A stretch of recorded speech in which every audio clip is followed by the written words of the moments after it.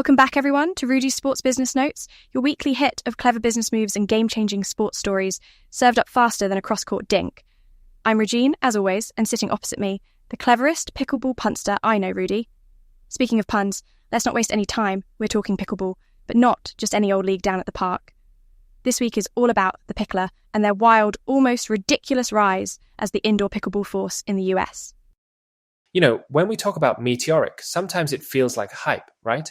But the Picklr, founded literally in 2021 out of Kaysville, Utah, has already claimed over 500 locations sold globally, not just in the States, but in Canada and Japan too.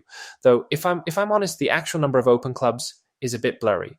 What's super clear, though, is the scale. They're building more than 1,800 courts, and in just the second half of 2023, they signed up 154 new US locations. It's kind of bonkers.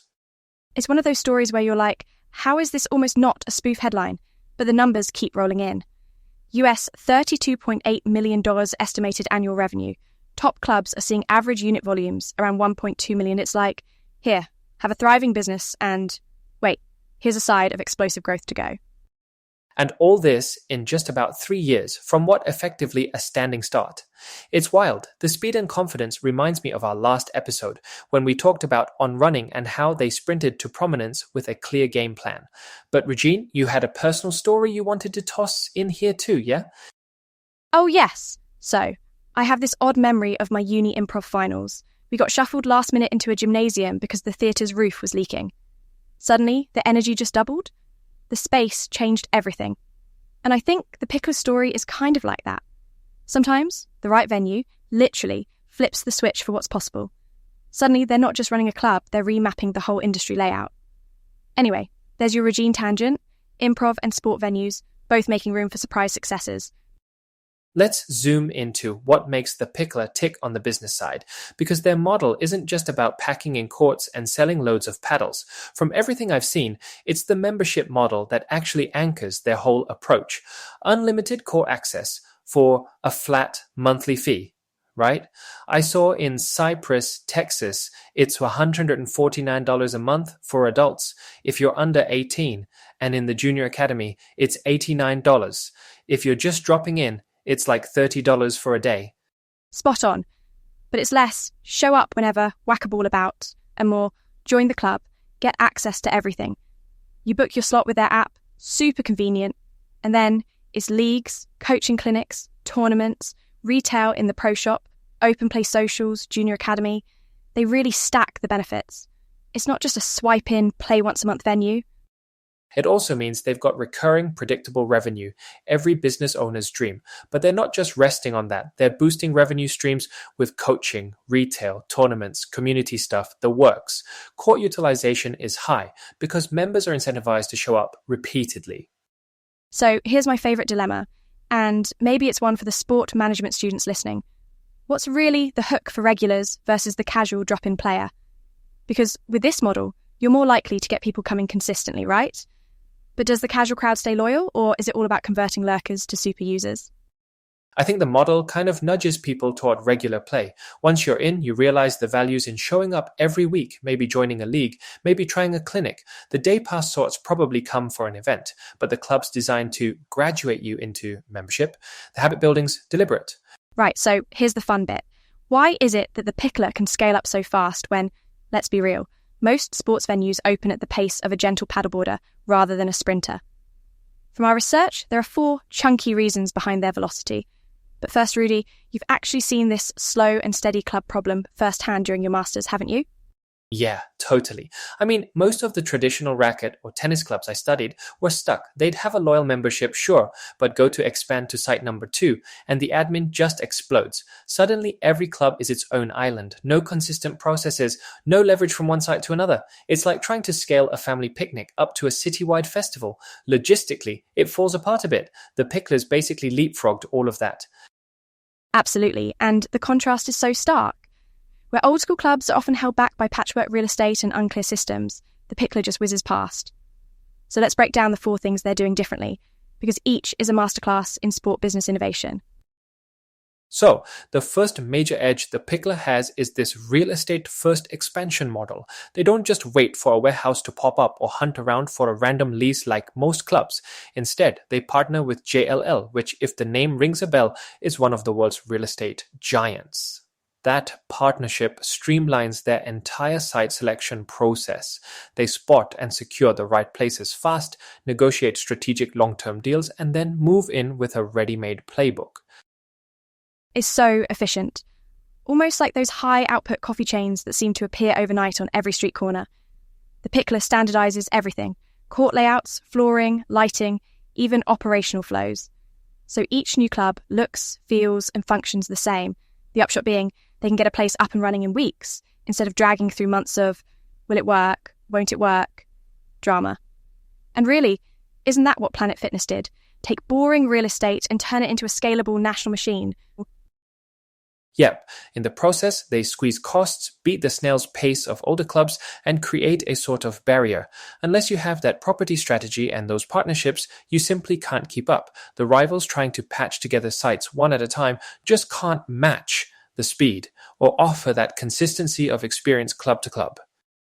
And right alongside the real estate game, the Picklr's gone full force into what you'd call a high-frequency membership economy. Think about the typical racket club. Most only expect you to rock up, once a week? If that. But Picklr's model practically whispers in your ear, come back tomorrow, and the day after, and next Thursday too. Spot on. The unlimited play memberships, all those leagues and clinics, they're actively encouraging members to drop in 3 to 8 times a week. If you're a regular, it's value heaven. For the business, stable, predictable revenue, and no more sweating about whether Thursday afternoons are empty. You fill out the schedule, build habit, members kind of become fixtures. It's a total mind shift from the old transactional model. Suddenly, clubs aren't just places people visit. They're places people rotate their lives around. But here's something I keep tripping on. Why don't more gyms or tennis clubs just copy this? Is it a cultural hang-up, infrastructure inertia, or something else? What do you think, Rudy? I think it's a bit of both. You can throw open the doors and offer all you can play, but unless your club can handle the volume and structure meaningful programming around it, it can backfire. Plus, that habitual, almost tribal loyalty, it's not always there in, say, a traditional tennis setting where people guard their booking slots and don't necessarily want a big, noisy mix of regulars. The Picklr sort of engineered their whole atmosphere for that shift, and that's not easily imitated without changing the entire club's DNA. Speaking of DNA, let's get into the real secret sauce. Culture. I love this, because the Picklr doesn't settle for just being a club with courts. They're much more like CrossFit or F45, aren't they? They create rituals, inside jokes, and that elusive sense of belonging. Every club is a little home base, not just a venue. Absolutely. I mean, it's not only about the actual play. It's the leagues, the junior academies, community nights, local tournament stories. They highlight everyone from club legends to the new junior star. That kind of storytelling and digital engagement forges real community, way beyond just court access. And there's lasting magic there. Members join, but what keeps them coming back? Shared routines, making mates, even those friendly backyard rivalries. Can't wait to get another crack at Sandra in Tuesday League. She's brilliant. All of that turns random gym goers into a kind of tribe with shared history and identity. It's sticky in a way you just can't fake with ads or discounts. Exactly. It's a moat. Most clubs flat out can't manufacture community at scale, but the Picklr have made it almost formulaic. And every time a new club opens, the network strengthens. Because culture is portable but also tailored locally, it's smart and very tough to copy. So this brings us to the fourth and maybe most underappreciated edge, how the Picklrs mapped out a real national interconnected network. We're not talking about a franchise patchwork where every location is wildly different. Each new club, whether you walk in at Dallas or Denver, plugs into their unified system from membership to league formats, coaching standards, and branding. That gives them almost a chain restaurant consistency. But in the best way, members know exactly what to expect and can enjoy the same perks everywhere. There's even network data. The Picklr collects insights club-wide, tuning things like staffing, programming, and even court-to-member ratios as they grow.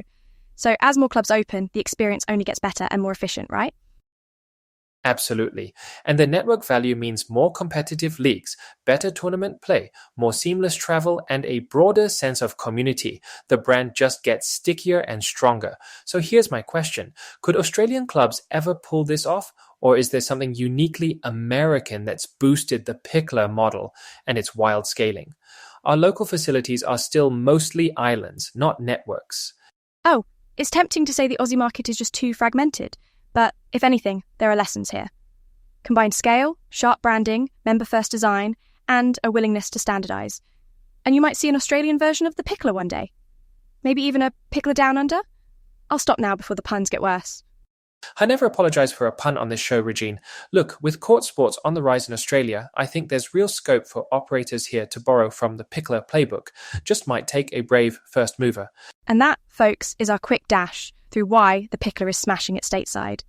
If anything, it's the combination, the real estate hustle, repeat member focus, real community building, plus that sweet, sweet network effect. It's a business lesson disguised as a sports story. Perfectly said, as always. If you've got thoughts or want to debate us on whether the Picklr could work in Oz, hit us up online. Next week, we're unpacking another big sports business trend, so subscribe and keep your game fresh. Regine, as always, stellar chat. You too, Rudy. Thanks, everyone. Keep your paddles up and your minds even sharper. Until next time. Catch you all soon.